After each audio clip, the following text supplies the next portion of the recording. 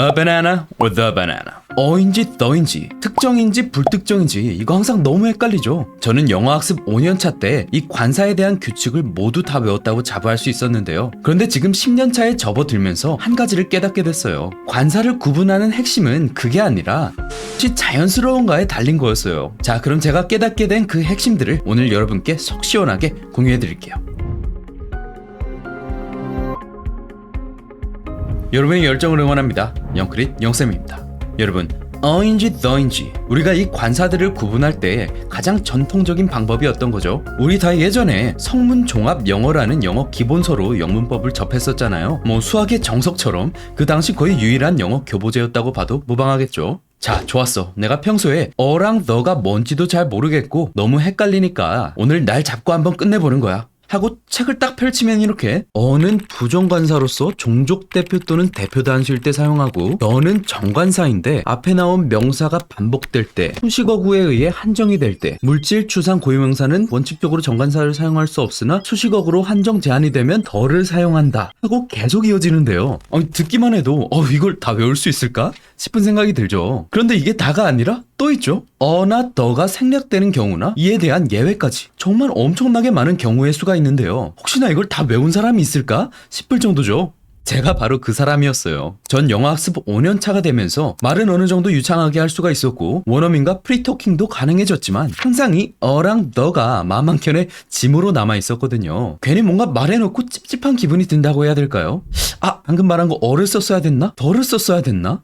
하고 말이죠. 그래서 제가 5년차 때 결단을 내린 게 이 관사에 대한 모든 내용을 싸그리 암기하고 그거에 대한 예외가 있다면 그것까지 몽땅 암기해버리면 이 찝찝한 마음이 없어지겠지 하는 마음에 결단을 내린 거죠. 실제로 장장 한 달에 걸쳐서 이 관사에 대한 모든 문법 사항과 예외 사항까지 모두 다 외워냈는데요. 제가 심지어는 테스트지까지 만들어서 제가 직접 테스트도 했었으니까요. 좋았어. 부정관사 어는 하나를 뜻하거나 어떤, 마다, 약간을 뜻할 때 사용되고 정관사 더는 앞에 나온 명사가 반복될 때 수식어구에 의해 한정이 될 때 그 외 8가지 경우에 쓰이고 관직, 신분, 혈통을 나타내는 말이 주격보어, 목적격보어로 사용될 때 식사, 질병, 운동, 학과, 계절의 이름일 때는 관사를 생략한다. 이제 됐다. 벅찬 마음을 이기지 못하고 당장 그날 밤 근처에서 열리는 언어 교환 모임에 가게 됐죠. 그런데 희한한 게 오히려 이 관사들을 다 외우고 난 후였는데도 더 말이 입 밖으로 안 나오는 거였어요. 심지어는 상대방 원어민이 말하는데 집중할 수도 없었고요. 저기선 관사를 생략하면 안 되는데 왜 저렇게 말을 했지? 내가 모르는 예외의 규칙이 있는 건가? 하고 말이죠. 결국 그날 말 몇 마디를 못하고서 버스를 타고 집에 돌아가는데 너무 우울한 거예요. 게다가 더 큰 문제는 정말 한 달 동안 죽어라 외웠던 그 관사의 규칙들이 고작 2주일 정도가 지나니까 기억에서 흐려져 버렸다는 거예요. 결국 한 달 차가 되니까 외웠던 내용의 80%는 그냥 다 까먹어 버렸죠. 그렇게 자존감이 내려간 채로 시간을 한창 보내고 있다가 우연히 어떤 외국인과 말을 할 기회가 있어서 대화를 하는데 놀랍게도 예전에 그 실력이 돌아온 거예요. 정말 막힘없는 대화를 1시간 넘게 이어나갔던 거죠. 그때는 왜 그렇게 실력이 돌아온 거였는지 이해를 할 수가 없었지만 지금은 알아요. 문법은 분명히 필요하고 중요해요. 하지만 문법과 규칙에 지나치게 얽매이면 오히려 말하는 데는 도움이 되지가 않는다는 거죠. 지금 돌이켜서 생각해보니까 기존에는 그냥 자연스럽게 말하던 내용들도 이러한 수많은 문법 규칙들과 예외들을 외우고 나서 강박감을 가지게 되니까 머릿속에서 말하기 전에 한 번 더 브레이크가 걸렸던 거였죠. 잠깐만, 이렇게 말하면 맞나? 하고 내가 정리해둔 문법 규칙들을 머릿속으로 한번 꺼내서 생각해보고 통과되면 또 예외적인 문법 규칙들을 꺼내서 생각해보고 통과된 다음에서야 내가 원하는 바를 입으로 말할 수가 있게 된 거였죠. 물론 관사의 문법적인 규칙을 모두 다 외우면 더 이상 답답하지 않을 것이라는 그 유혹은 저도 너무 잘 알아요. I know it's very tempting and it sounds reasonable at some point, but that's just not true. It's an illusion by and large. 이건 제가 그냥 드리는 말씀이 아니라 제2언어 습득의 이론을 체계화하다시피 한 스티븐 크라센 박사가 하는 말이에요. 문법의 직접 교습만을 통해서 언어를 습득한 사람은 단언컨대 이 지구상에 없다는 것이죠. 그때는 이 말이 이해가 되지 않았는데 이 모든 걸 다 경험하고 돌이켜보니까 지금에 와서야 이해할 수가 있게 된 거죠. 자, 그래서 결국엔 우리가 해야 될 것은 자연물엔 the, 항공기, 종족 대표는 철로엔 the, 시간의 단위는 단순 암기를 해버리는 것이 아니라 이러한 관사들이 들어가 있는 내가 쉽게 이해할 수 있는 올바른 문장들만을 묶어서 반복 발화 연습하다 보면 틀린 관사가 적용된 것들은 자연스럽게 소거되어 없어진다는 것이죠. 이게 지난 10년간 제가 영어 학습을 하면서 깨달은 단 한 가지의 방법이에요. 당연히 지금 문법이 필요가 없다는 말을 하는 게 아닙니다. 너무 강박감을 가지실 필요가 없다는 말씀을 드리는 거예요. 관사가 너무 어려워서 다 포기하고 싶을 때에는 어는 불특정한 한 개의 대상 앞에 사용해주면 되고 the는 특정한 대상 앞에 사용해주면 되는 것이구나 정도의 가장 굵직한 틀만 이해하고 넘어가는 거예요. 이렇게 이해한 대략적인 틀을 가지고 문장을 많이 말해보면서 감각을 쌓아가야 하는 것이에요. 100% 완벽해질 때까지 기다리면 그 순간은 좀처럼 오지가 않는다는 것이죠. 자, 그러면 오늘 우리가 실제로 이 방법으로 저 영크릿과 함께 연습해볼까요? 난 오늘 점심에 사과를 한 개 먹었어. 자, 누가 뭐 한 거죠? 내가 먹은 것이죠? I ate. 무엇을 먹었죠? 사과 한 개를 먹은 것이죠? An apple this afternoon. I ate an apple this afternoon. 난 오늘 점심에 사과를 한 개 먹었어. 자, 사과를 하나 먹었다는 뜻으로 가볍게 이해를 하면 되겠죠? 사과가 그렇게 맛있지 않았어. The apple wasn't very good. The apple wasn't very good. 자, 이 경우에는 앞서서 점심에 사과를 먹었다고 사과에 대해 얘기를 이미 했죠. 그래서 어떠한 한 개의 불특정한 랜덤의 사과가 아니라 너와 내가 아는 특정한 사과에 대해 말하고 있기 때문에 어가 아니라 the를 써준 거예요. 내가 점심에 먹은 그 특정한 사과에 대해 말하고 있는 것이기 때문이죠. An apple wasn't very good. 이라고 말하면 또다시 또 다른 하나의 랜덤한 불특정한 사과에 대해 말하고 있는 것이니 해당 문맥에선 어색한 것이죠. 자, 이런 문법 사항들은 가볍게 들으시면서 절대 스트레스 받거나 그러시면 안 되는 겁니다. 다음, 직장 동료가 나에게 물어봅니다. 제니 어디 있어? Hey, where's Jenny? 제니 어디 있어? 자, 이 질문에 답해볼까요? 제니는 사무실을 떠나서 레스토랑에 갔어. 누가 뭐 한 거죠? 제니가 떠난 것이니까 Jenny left. 먼저 말해주면 되는 겁니다. Jenny left the office and went to a restaurant. Jenny left the office and went to a restaurant.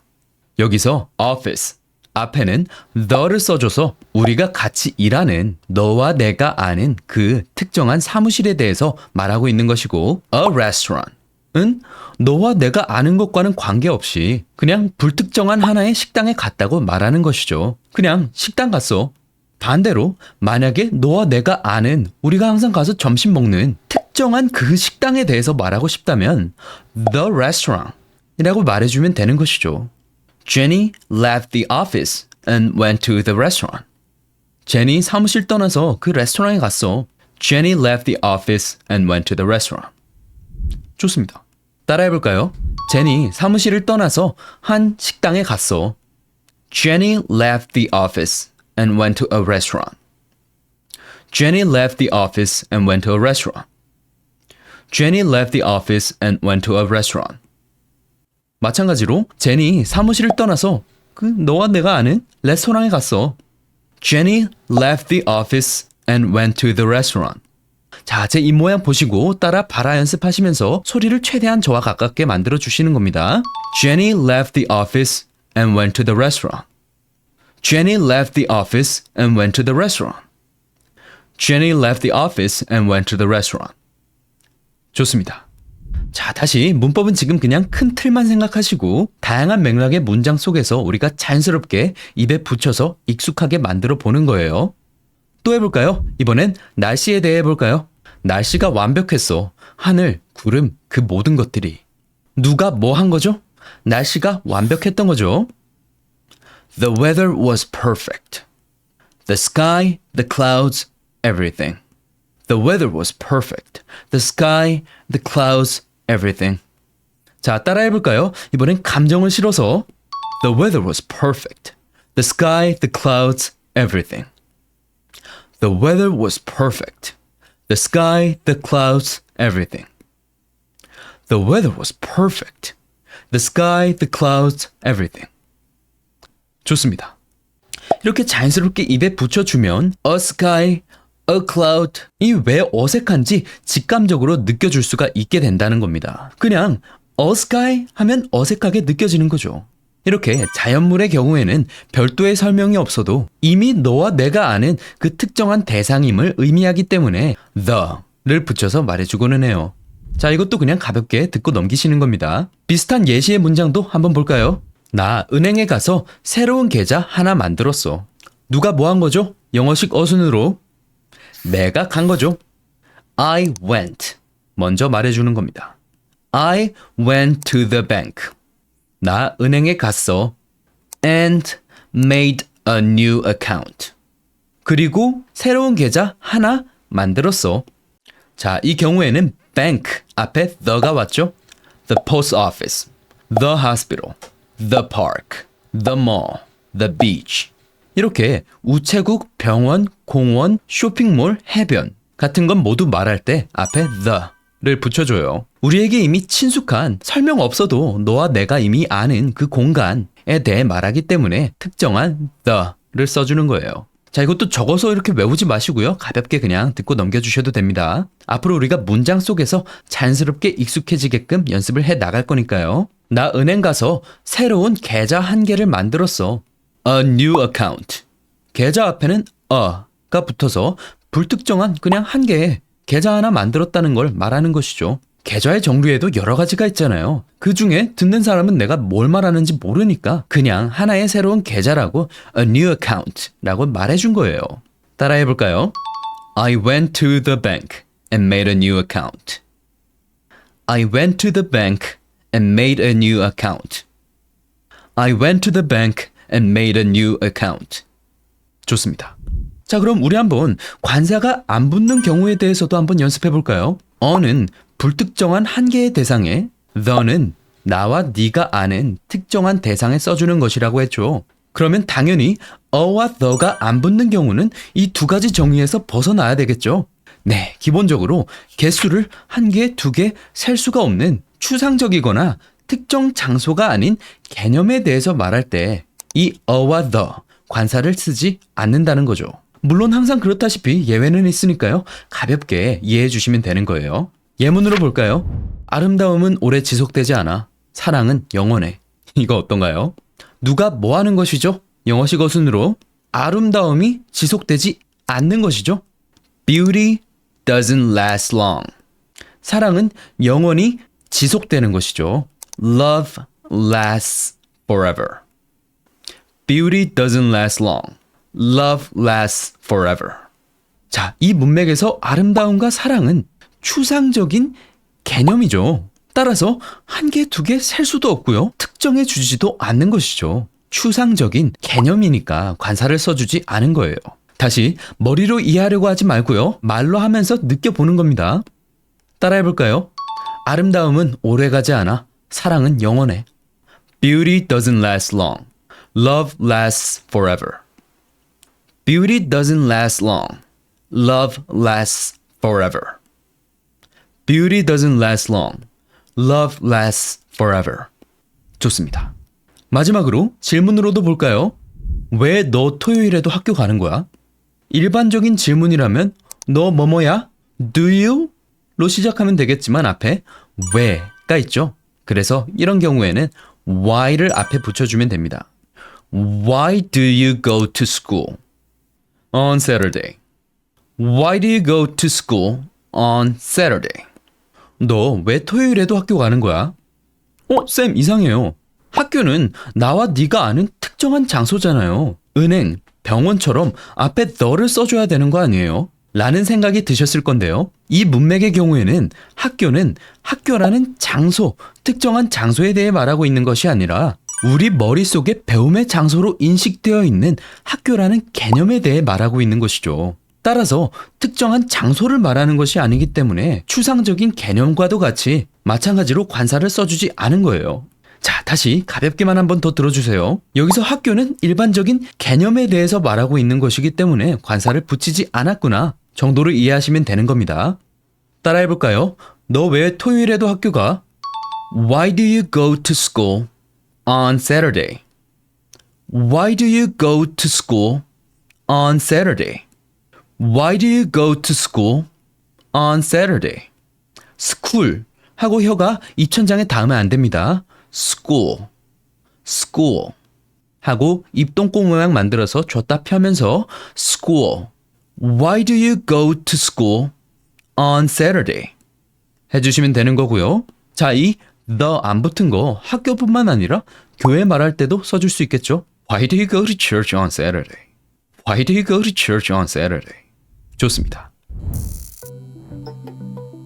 자, 오늘은 관사의 학습 방법에 대해서 알아봤는데요. 오늘 내용의 핵심은 큰 틀에서의 문법 사항은 알아두되 절대 이 문법 사항을 모두 외워야 된다는 강박감을 갖거나 스트레스를 받지 말자. 많은 맥락 속에서 소리내어 반복 발화를 함으로써 이 감각을 점진적으로 키워 나갈 수가 있다. 입니다. 시간이 조금 걸릴 수 있지만 그게 당연한 거예요. 오늘 배운 내용들이 그대로 적용된 엄선된 일상 회화 문장들을 준비했으니까요. 위 카드를 누르셔서 반복 발화 훈련 프로그램의 지시에 따라서 반복 발화 연습해 주시면 됩니다. 오늘 배운 내용들이 아주 자연스러운 감각으로 여러분들의 장기 기억에 저장될 테니까요. 꼭 오늘도 반복 발화만이 핵심임을 항상 기억해 주세요. 오늘도 배움에 열정이 넘치시는 여러분을 항상 응원하는 영크릿 영쌤이었습니다. 다음 영상에서 뵙겠습니다. 감사합니다.